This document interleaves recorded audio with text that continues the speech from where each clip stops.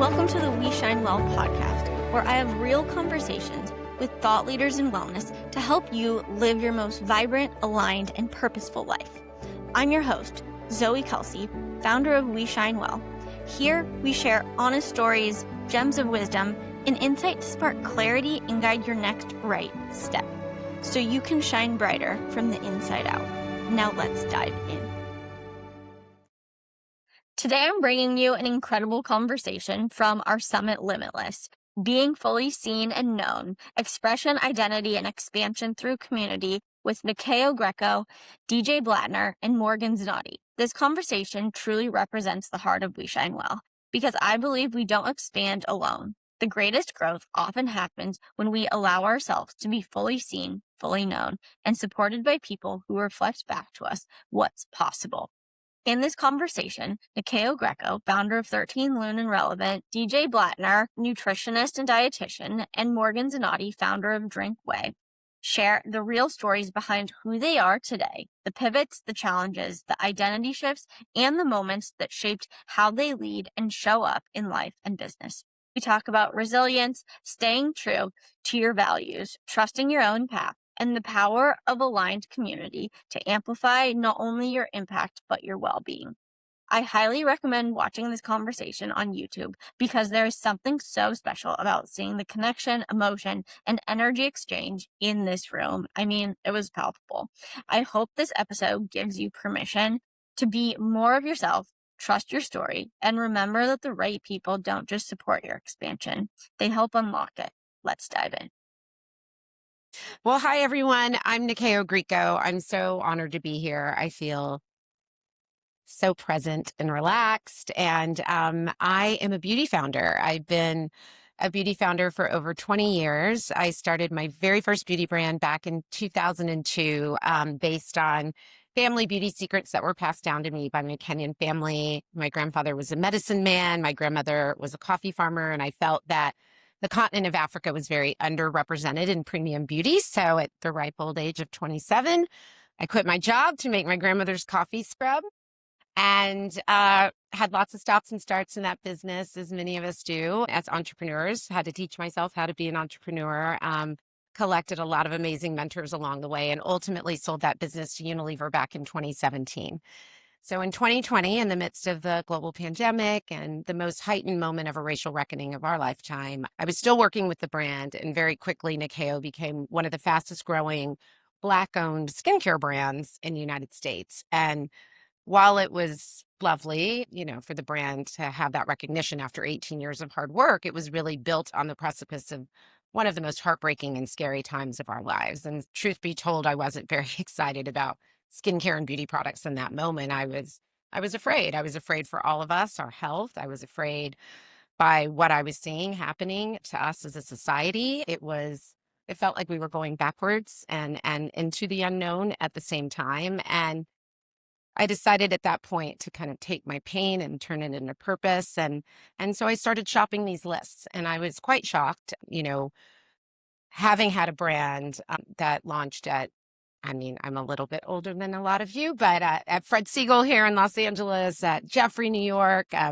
had launched into, high-end premium retail, was quite often, I would say, the only woman of color at shelf, but it wasn't really a focus. It was about the products, the delivery system, the founder story. And so it was really interesting to be thrust into this light. But I started to discover brands, and I couldn't believe how many brands that I had never heard of before. And so I decided to leave my job and my name behind at Unilever, my grandmother's name, I named it after her, and start a platform called 13 Lune, which is the destination for the discovery of culturally diverse and global beauty brands and wellness brands. And so I launched in 2020. It too has had many stops and starts that we will probably get into, but I stand today very proud to be the CEO with an incredible team. We have about 150 brands. We have a store on Larchmont Boulevard, the platform, and this year we'll be launching globally. We'll also have a beauty brand called Relevant. Hi, everyone. I'm Morgan Zanotti. Have a very random background. I feel like I've been reinventing myself since I was like 16, but grew up in the Midwest, accounting degree, quit my job, moved to South America, learned how to surf, swear fluently in Spanish, end up falling in love. There was like a few Latin boyfriends along the way. End up falling in love with like the health and wellness space. Met a guy named Mark Sisson, launched a company called Primal Kitchen. We sold it to Kraft Heinz 7 years ago. Ran it for them for 5 years, 3 years of corporate maternity leave. Suicidally entered the beverage space like a year ago. So I just launched a new brand called Way, WAAY. You can find us in Whole Foods, Sprouts, and on End Cap and Target. So please go buy Way in the stores and in your goodie bags. Yeah, that's me. I love that. I want to hear later some of those swears in Spanish. I'm DJ Blatner. I am a registered dietitian nutritionist, and I mostly specialize in media and sports. So I am sporty spice a little bit today. It's like, oh, on brand. I'm here today with Now Foods, who's sponsoring our lunch. And I also am here to talk a lot about what Samantha was talking about. I changed a lot in the media and in the sports. I was just a hustle culture. I was very much like, how serious can I be about being the best registered dietitian nutritionist? And I broke down. I just started crying in the middle of the street, falling. And I was like, I hate my life, even though I had books and I had all these things. And so I really studied joy. And so now I really talk about and try and embody joy as a nutrient. So all of us, high achieving women talking about nutrition and fitness, but trying to not like be so brute about it, trying to have more joy in our lives and in our nutrition and how we self-care. Mm-hmm. Amazing. What I heard, even just like in this little break, was DJ, you and Nicole talking about how I think you said rock bottom was the best thing that ever happened to me. And all of you have had your own rock bottoms and journeys. What has been that transition from rock bottom to stepping into your power for each one of you? Gosh, that's a great question. It's interesting. I have an interesting relationship with failure with rock bottom, right? And I've said this many times on podcasts and to my friends, to my team, that I've always sort of looked at failure as an opportunity to get back up. And I'm not overselling it. It's hard. It's not fun. But I use the analogy all the time that when my kids learned to ride a bike and they would fall down, I wouldn't say like, get up, failure. I would say the only failure is not getting back up on the bike. Yeah. And it hurts and you're scraped. And so I would say, my most recent opportunity to get up happened over the course of the last almost 365 days. I went through what many do, a co-founder breakup, a restructure of my business, an attempted cancellation based on lies, my very first lawsuit. I'd never even had a speeding ticket, and it was a takedown of epic proportion, right? In today's world of media, social media, it was nothing I had ever imagined I would experience. And it was painful. It was hard to lead during that time. It was hard to get out of bed for the first few months of this sort of shocking behavior. But I did. I had a team to lead. I had kids to be an example for. That was probably the hardest part, is the attack on my children on social media, because they didn't choose. They didn't choose my co-founder. They didn't choose my business. But in the opportunity to get back up, I got to do a lot of work on sort of understanding, that in any situation, and I don't mean that you take responsibility for an attack or a misunderstanding, but I had to really do a deep dive into my why and what subconscious stories that I was telling myself. And I realized, I'm 53 now, this happened at 52, that I told myself a couple of stories. That one, and I think a big part of this is being a woman, especially being a woman of color raised in this country.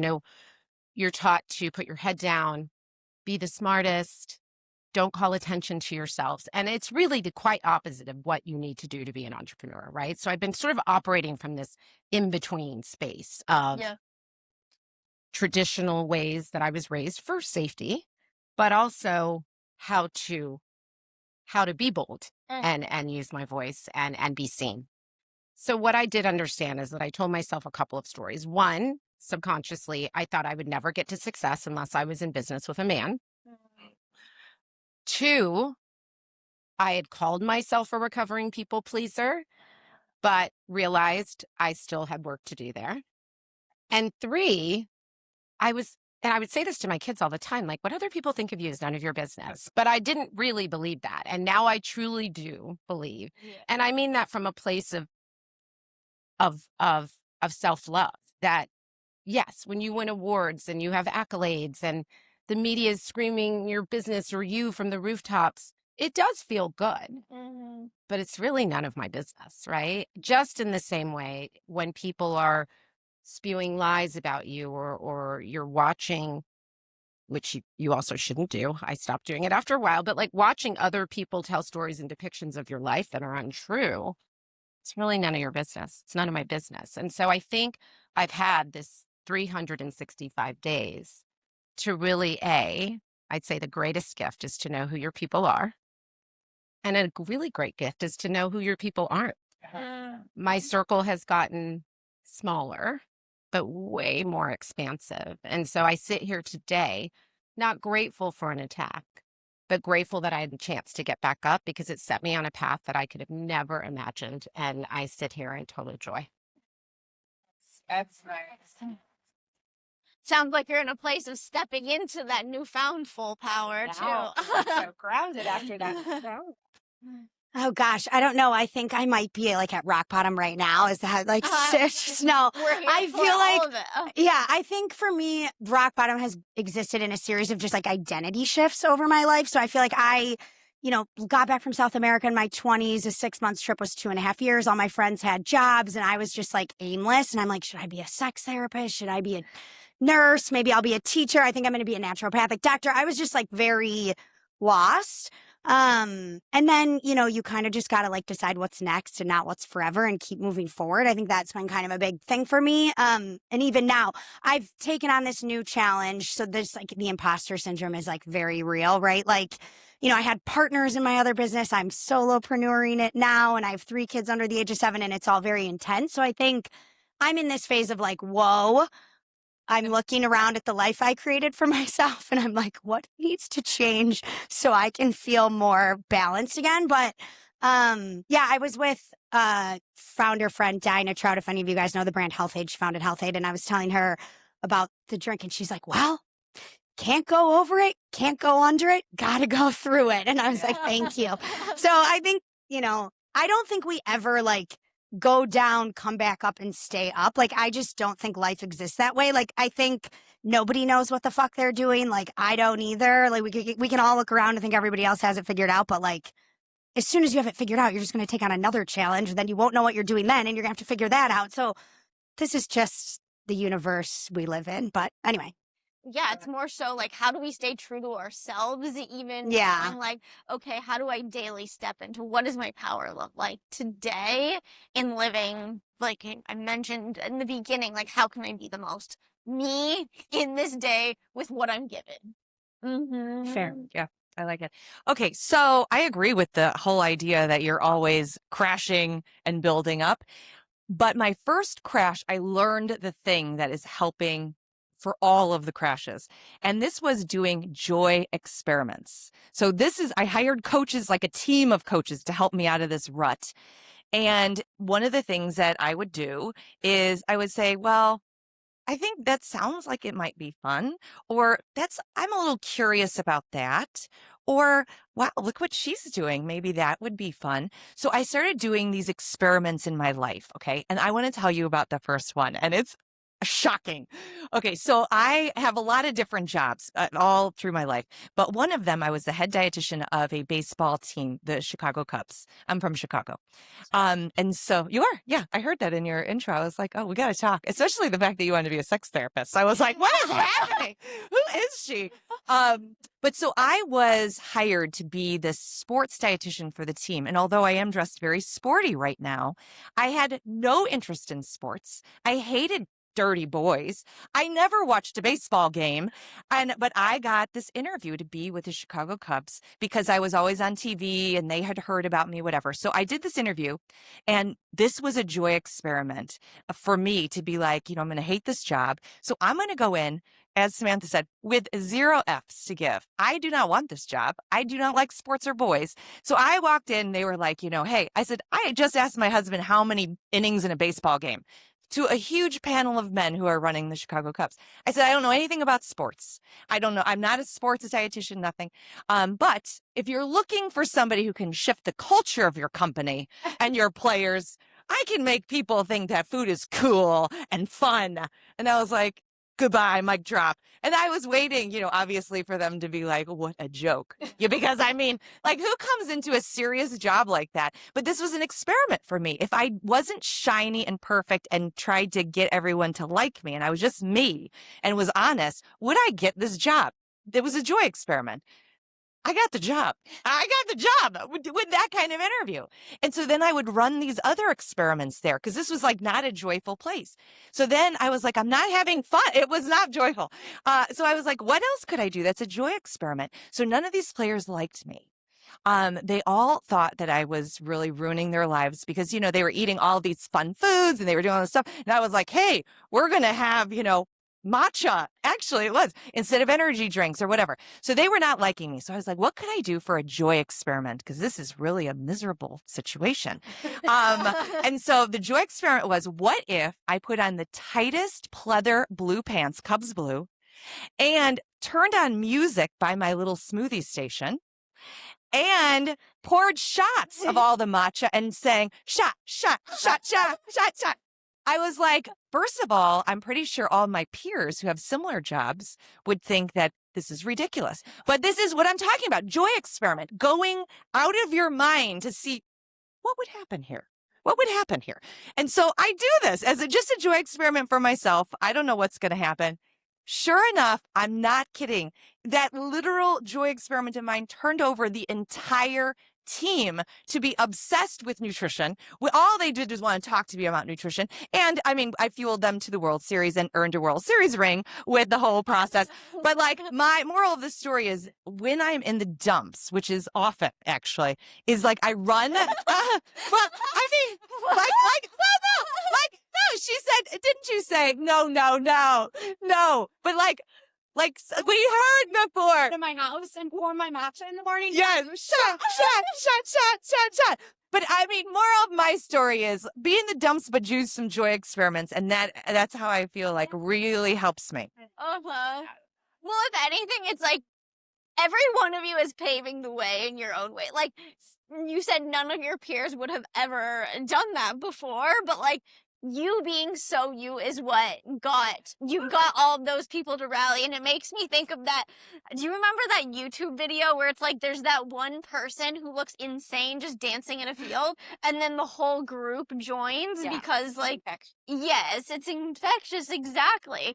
And each of you has paved the way. And like, even Morgan, you paved the way with the seed oil free movement before it was even a thing, and like protein fizzy drinks.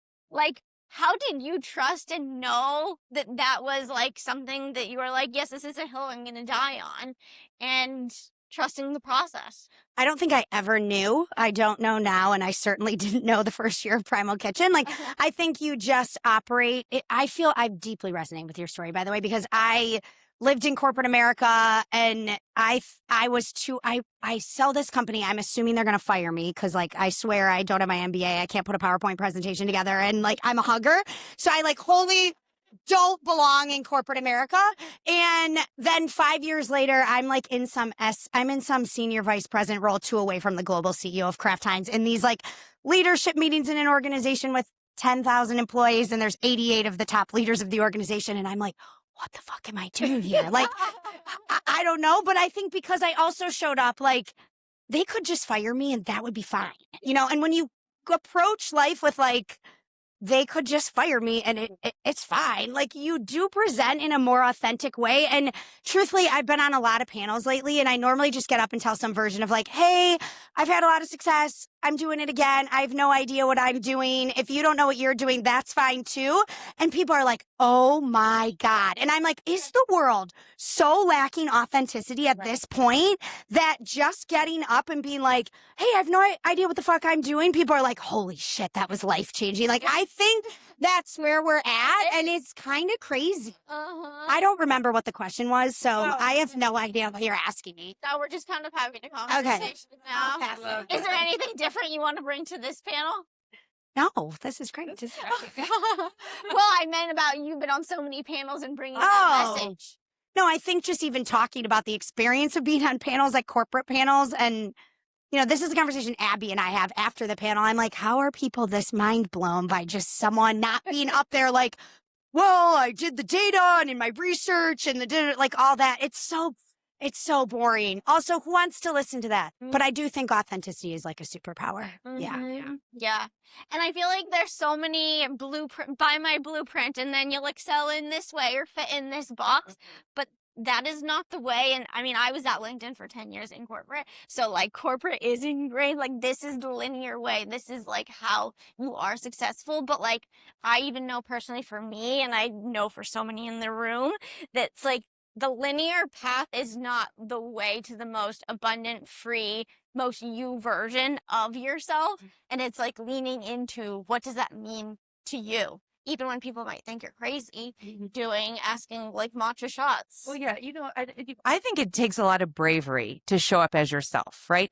I do think it takes a lot of bravery. And I will say, to get me to do brave things, because this is not something, I wasn't like a brave kid and doing brave things. I always think about like service. I'm like, listen, I'm not doing this because I think it's great for me. I think that I will be of service, so I can go do that TV show. I can be myself here, because I know when I show up as myself, I will be much better than if I was showing up as an imposter or whatever. So I think for me, like, the key has always been, if I can think about other people, it makes me brave to do it. I mean, what do you think about that? No, absolutely. I mean, we talk about this a lot at 13 Million Irrelevant, that, what's your why?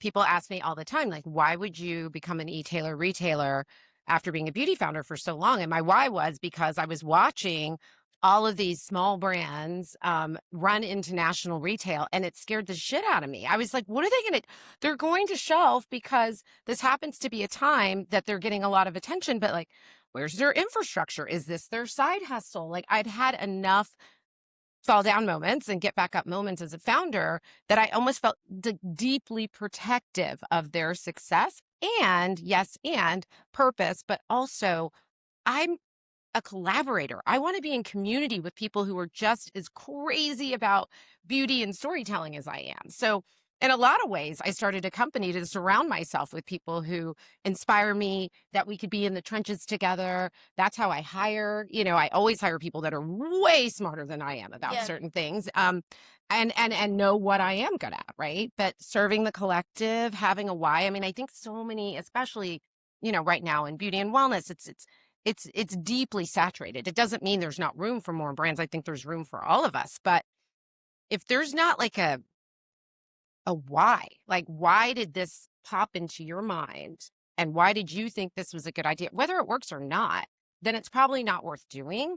And yeah, I didn't know. I had been in retail before. I had sold into retail before, but I didn't know how to curate, what were the best margins, negotiate with brand. I had to learn all of that as I went, but I did it because I wanted to, help more of us take up space in the beauty industry. Most of the beauty ingredients and recipes and things that we follow, whether it's the Korean beauty we carry, the Japanese beauty, the African beauty from right here in LA, are from marginalized parts of the world. And there's a story behind it, like my grandma and my grandpa. And so I wanted to be able to create a storytelling space in community, but not just do it just to have another retailer or e-tailer, to do it with purpose and help other people to feel seen. Mhm.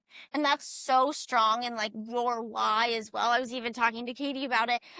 We can get so caught up in our how of like how is this all gonna work Yeah, out? But if we're I had no clear clue. on our if we're clear on our why, then how can the how flow more easily? I'm not saying it's gonna be super easy, but like more easily Yeah, what it looks like. And absolutely. what you mentioned too, just about community and surrounding yourself with powerful women and like all of you and just in people in general, how has a role of community played a role in all of your lives in like your unique version of success? hmm I mean, I think growing up as a first generation American, my family lived overseas in Kenya. And so I only, I didn't get to go to like my grandmother's on Thanksgiving. I got to see her like once every couple of summers. And so community for me, since I was a little girl, was always something that I craved. And my parents had a lot of, I'm sure, especially kids that grew up in the 70s and 80s like me, like everybody was your aunt and everybody was your uncle because they were chosen family by my friends. So by my parents, through their friendships. And so I found myself my whole life really focused on creating community through chosen family. I say 100% that my girlfriends are my chosen family. We joke about, one day when we are, 100 and retired, that we're all going to live on a compound together. Yes. And like, I'm never going to die alone, whether I'm married or not, because I have them. Right. And so, it is something that is so important and I think does bleed into the work that I so crave to do is just community. And, I say to our team all the time, like, we are each other's chosen family at this job, whether you like me today or not. Right. And so we have to find ways to alleviate friction. We talk a lot about empathy on team calls. We, really have, uh, it's just life is so precious and I want to make sure that in this life that we're living in these bodies that we are constantly not only creating community for ourselves but inviting people into a community where they feel safe. Gosh, I mean, community was like a big part of Primal Kitchen. We had like a newsletter list and it was like, a lifestyle brand that was rooted in this just kind of like online community that my partner Mark Sisson created with the whole Primal thing. So I think that was just hugely impactful in being to like, I don't know, like triple how fast Primal was able to move.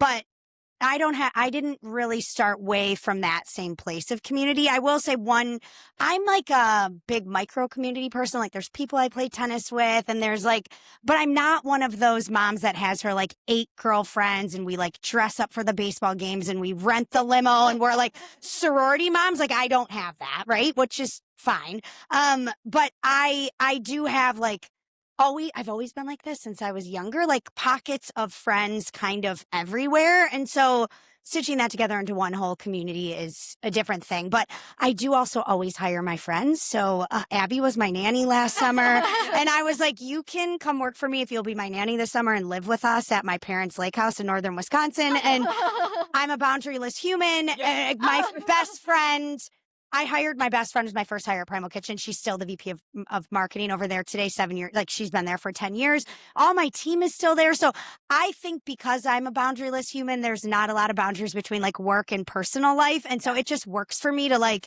have my people working for me. Basically, I work for them, but like, having them there, I love that. Yeah. So that's community for me.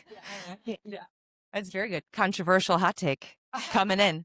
I grew up without community, collaboration. Now that was like frowned upon. It's like there is a limited amount. You got to take yours. Like that. That really is a lot of the messaging. Like growing up in the area that I grew up, the family that I was from is like, oh, I would do television and people say, oh, can I have the producer's name. I want to do a segment on there too. I was like, oh, sure, here's a producer's name. And people would be like, oh my God, I can't believe you're sharing that. You're going to lose your spot. You're going to lose it. And I was like, this is incredible, really coming from a place of lack. And it was still those joy experiments that I did that I was like, well, you know what? What happens when you give away something? Oh, weird 10 times comes back, 100 times comes back. So living from this place of abundance and community and collaboration is something that I didn't just take at face value. People said it And I deeply did not know it until I ran the experiments. I was like, this really works. Like, this really is a thing, is like collaboration. And so, you know, I was telling you, and I think, you know, I text you all the time, that I love this community because I do text. Well, actually never give me your text because I might do too much spamming. But I feel like she's created this incredible community of women who are so heartfelt and passionate and successful in their feminine energy. And just, I love being here. But it's taken me a bit of time, you know, over the years to be like, oh my God, this is it. Like, this is where the magic happens. Mm-hmm. Yeah. You know, it's interesting because, and I was saying, you know, previous to 2020, and, you know, I'm very proud of my heritage. I'm very proud to be a first generation American, a Kenyan, a woman. You know, I wear and own all my parts. Quite honestly, the strangest thing for me was in 2020 when all of a sudden it was, I'm not Nyakio, the beauty founder. I'm Nyakio, the Black owned beauty founder, right? All of a sudden I had all these new titles right before my name. Very proud. I live them. I look at myself in the mirror every day. I love my family. I love my heritage, but it was new for me. You know, I was 18 years into the industry. And then because 13 Loon was so declarative I mean, we carry brands by people of all races, but the majority of our brands were created by people from all over the world. So I'd say that the strange thing is when people want to put you in a box, then that box gets tighter and tighter and tighter. And when that box is like, whether it's something that you honor so passionately, or if it's something that's performative during a cultural zeitgeist moment, it's very hard to get out of, right? So people often reflect to you what, you know, so people would say silly things. Like one of my first brands was Goop, right? We all know what Gwyneth Paltrow looks like. She's also my first investor and love and adore her. But people would say things like, oh yeah, 13 Loon, you know, that place where like Black women shop? And we're like, no. Everyone's welcome at 13 Loon. What our mission is to make sure that we are highlighting globally diverse brands. I have Flamingo Estate from Australia. I also have Snoop's daughter, Corey Brodus's lip glosses, which are fabulous, by the way. But to me, when I stopped trying to over-explain or overcorrect, and even in this iteration, since I bought the business back last July, no more co-founders, I still have my amazing investors. But, you know, since then, I'm like, oh, I'm going to show and not tell. Because I feel like the more you tell and tell and tell, even no matter how authentic your why is, people are going to hear what they want to hear and project onto you. So for me, when I have been the only in a room, which a lot of us are as women, period, but, you know, in business, but I allow myself to sit in my own definition of who I am, as opposed to how everyone else wants to see me in that room. And then sort of to my earlier point of like, and if they want to categorize me as XYZ, and I'm in a raise right now, and some of the things that come out of people's mouths are the most ridiculous things. Like someone said to me recently, well, don't you feel like that trend is over? And I was like, excuse me, what trend is that? Because I'm pretty sure I look like this when I was born. I'm still this way, and I'm definitely going to be this way when I die, right? So, but the reason that I can sit in that space and sit there proudly is because what they think of me doesn't matter. I know who I am. Yeah. Mm-hmm. I can tell you in terms of my team, there is science and fun are what has to be the heartbeat of everything. And I hire based on I'm very upfront with anything that I'm doing. I say it's got to be science and fun. It can't just be fun. It can't just be science. It has to be both. Let's see some of the things that you've already done in your world that are it's very basic, but I feel like it's really helped me hone like who I'm working with. If they are like, oh yeah, well, I already do that. I already believe in that. That's already who I am. So I don't know that helps, but I think being very clear that I'm hiring with my heart, that my heartbeat is those two things. I mean, I'm just selling fizzy protein to millennial moms and Gen Z girlies. And like, I have a lead female investor, an all female board, and I've hired like no men. So I feel like everyone is kind of like on the same page. Like, we are the target demographic. And that was very much primal too. Like, we had like tread desks 15 years ago. There were these weird, like, everyone was like going to Paleo FX and walking around barefoot. Like, we were all like living and breathing the whole cult of it all. So I think that helps keep people aligned with the why, because it's not like, it's just ingrained. It's not like something you like, in corporate America, I feel like you get this like, okay, we're going to like hire an agency and we're going to come up with like our mission and our vision and our purpose. And then we're going to like lead you through some really boring corporate exercises to try and ingrain to you.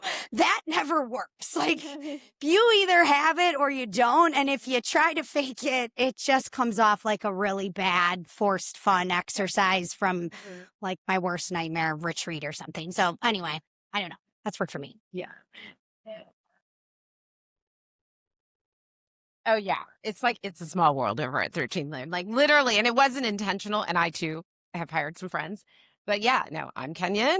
Nicole, who works in my office, is Spanish. Our managing director's from Venezuela. Our head of content is Korean. I mean, and so I think it's that like-minded, and while not intentional, I definitely did not, globally profile to hire. But what I found is that it was attracting people who most of us are first-generation Americans, second-generation Americans, have these incredible culturally diverse stories that we like to share with one another. And so it just organically is happening that, we joke that it's a small world at 13 Lune, but it is. And there's one man on our team and he's wonderful.